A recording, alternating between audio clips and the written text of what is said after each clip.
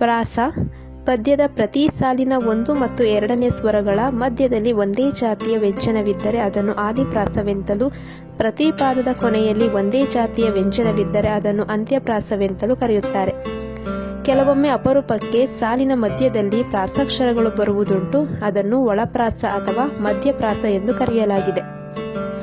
ಪ್ರಾಸಾಕ್ಷರದ ಇಂದಿನ ಸ್ವರವು ಹ್ರಸ್ವವಾಗಿದ್ದರೆ ಅದನ್ನು ಸಿಂಹಪ್ರಾಸ ಎಂತಲೂ, ಇಂದಿನ ಸ್ವರವು ದೀರ್ಘವಾಗಿದ್ದರೆ ಅದನ್ನು ಗಜಪ್ರಾಸ ಎಂತಲೂ, ಹಿಂದೆ ಅನುಸ್ವರವಿದ್ದರೆ ಋಷಭಪ್ರಾಸ ಎಂತಲೂ, ಹಿಂದೆ ವಿಸರ್ಗವಿದ್ದರೆ ಅಜಪ್ರಾಸ ಎಂತಲೂ, ಬೇರೆ ಬೇರೆ ಜಾತಿಯ 2-3 ವ್ಯಂಜನಗಳು ಪ್ರಾಸಾಕ್ಷರಗಳಾಗಿದ್ದರೆ ಶರಭಪ್ರಾಸ ಎಂತಲೂ, ಒಂದೇ ಜಾತಿಯ 2 ವ್ಯಂಜನಗಳು ಪ್ರಾಸಾಕ್ಷರಗಳಾಗಿದ್ದರೆ ಅಯಪ್ರಾಸ ಎಂತಲೂ ಕರೆಯಲ್ಪಡುವ 6 ವಿಧದ ಪ್ರಾಸಗಳನ್ನು ಕಾಣಬಹುದು. Thank you for watching.